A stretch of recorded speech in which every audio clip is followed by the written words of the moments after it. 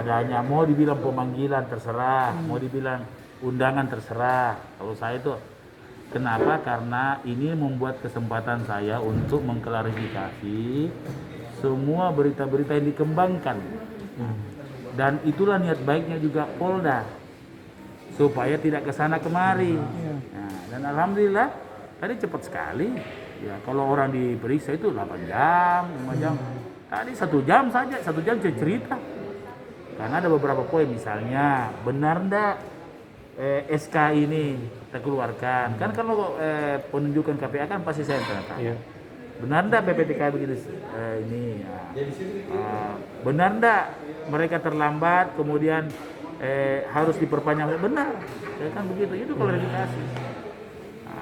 Itu cepat tadi. 1 jam. 1 jam saya cerita di situ. Nah, termasuk ya kita perlu juga menurut pandangan hukum kan begini, saya bilang sayang sekali tuh kan karena kalau misalnya dia gagal konstruksi ya mesti dibongkar. Ya, kalau tapi terbukti toh karena sayang tanahnya itu Pak, saya bilang.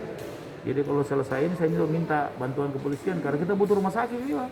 Iya, betul. Nah, begitu. Jadi saya malah bersyukur, saya terima kasih ya undangan ini membuat saya bisa menyampaikan apa yang harus diklarifikasi. Kalau terkait dengan besok itu camat. Camat dulu.